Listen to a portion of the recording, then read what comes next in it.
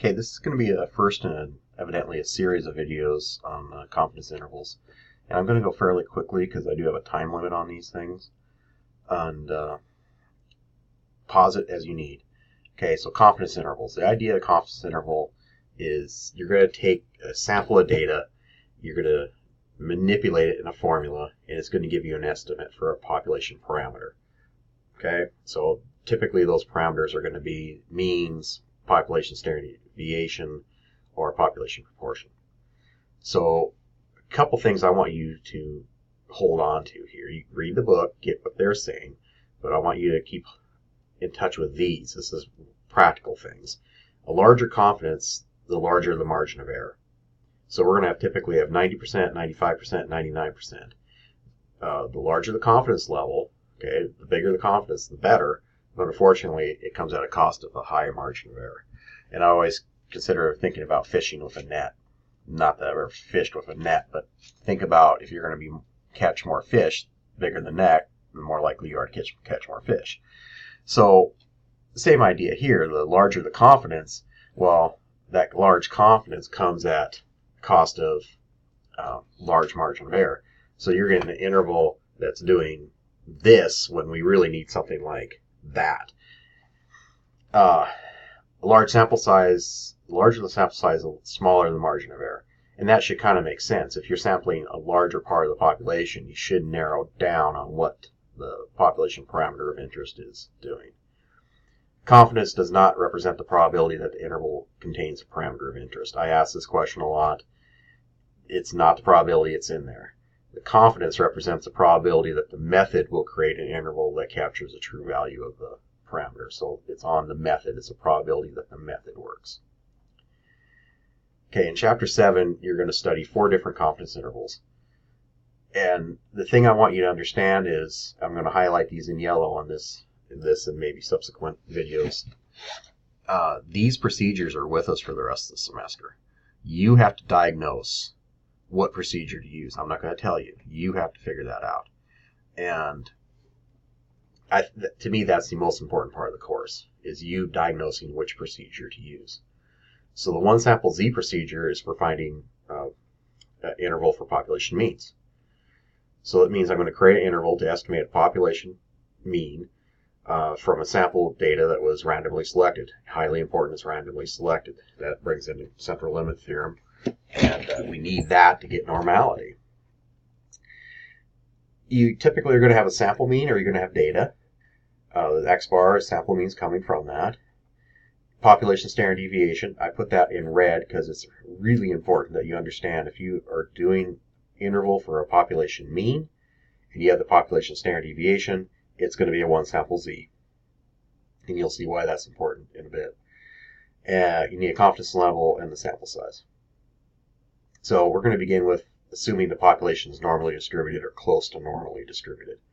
The larger the sample size kind of mitigates that a little bit when we're looking for means, but it's still important that it's not really wonky. Typical confidence interval is going to look like this. This is a mathematical interval.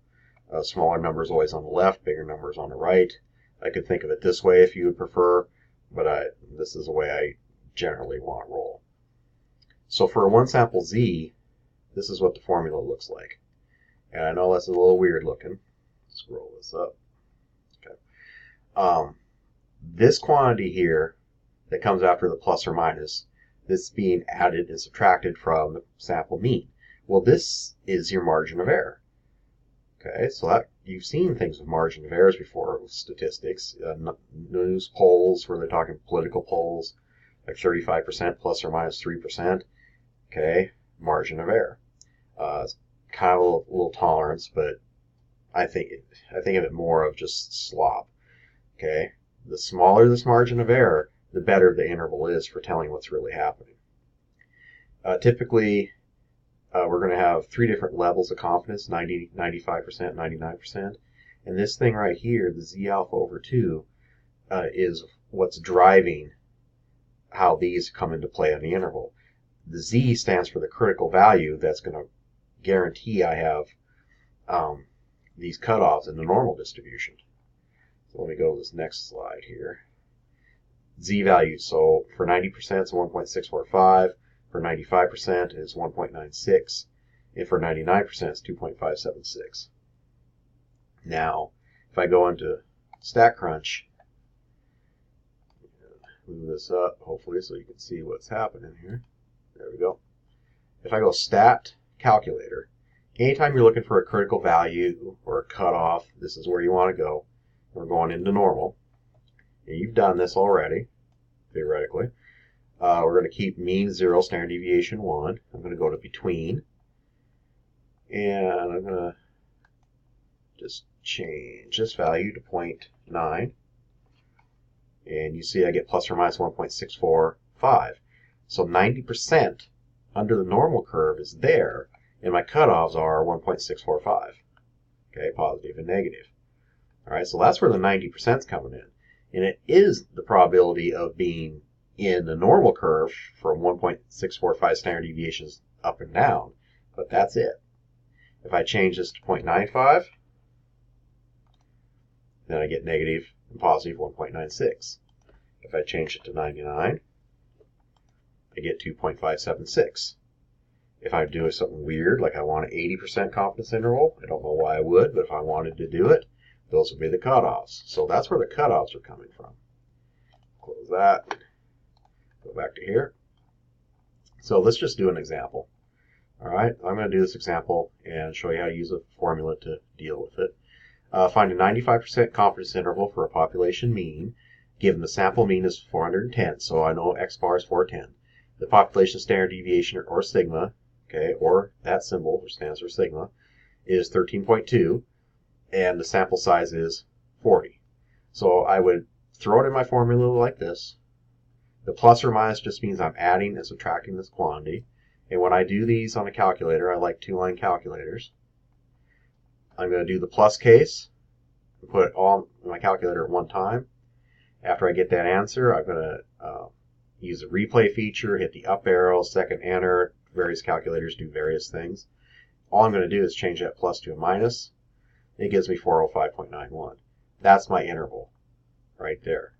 Scroll down a little bit. We're 95% confident that our true population mean is captured by the interval. Now, if I go to StatCrunch and do the same thing, I would go Stat. It's a Z procedure, so I'm going to Z stats. One sample. I could do data. I didn't do any examples of data yet. I'm going to do summary. And I'm going to put in my mean. And my mean should be 410. My standard deviation should be 13.2. And my N should be 40.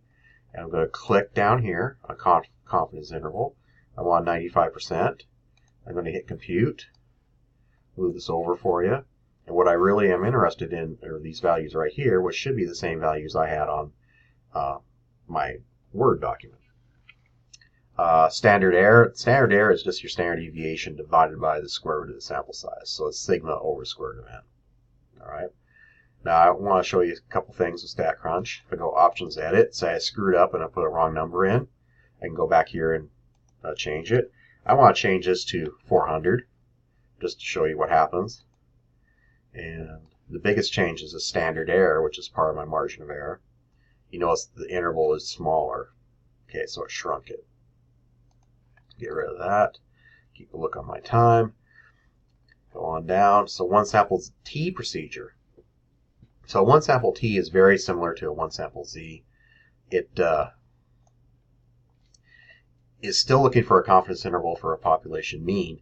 The difference is I don't have the population standard deviation. And that should kind of make sense. Why would I know the population standard deviation but not the population mean? So that means we're going to estimate that with sample standard deviation S. And my formula changes into this configuration. T stands for student's T distribution. It's similar to the normal. It's not exactly normal. It's driven by sample or degrees of freedom, which is number one subtracted from your sample size. So if my sample size is 30, my degrees of freedom will be 29. And I may or may not post a video on just playing around with the T distribution itself, or you can do it in StatCrunch. But I don't want to get hung up on that right now. So I'm going to go into here. Sample size is 32. Sample mean is 34.5. And this is important wording. And the sample standard deviation is, I don't have to put S equals. I could just say that. Sample standard deviation is 4.5. So that means when I use that wording that it is S equals 4.5, and you know it's not sigma, which means you know you're not using a Z. And I want to find a 99% confidence interval for this population. So again, I'm going to go to StatCrunch, Stat. Now I'm going to do a T because it's a T procedure. One sample with summary. Sample mean is 34.5. Sample standard deviation is 4.5. Sample size is 32. Confidence interval, I believe I want 99. Hit the right button. So my upper and lower limits are right there. Degrees of freedom. Okay, one less than my sample size. My standard error is S over square root of N. And if I bounce back to here, it should be the same as I have there. Okay. All right, now our interval is 32.32 to 36.68. Watch what happens if I change the sample size to 320 instead of 32. So if I go back here and options edit, change it to 320. I see the standard error got smaller, my interval got closer yet, and I could go back and just go crazy and make it 3200. So 3200 had that standard deviation and mean. You see that it gets really small and this gets really, really close. So a large sample size does crush down your margin of error. All right, so I'm going to stop this video now and start on the next one. And it's just because of time limitations. So get the one sample Z, one sample T under control. You might want to look at the one sample proportion. Next, it's actually your problems are going to start with one sample proportions.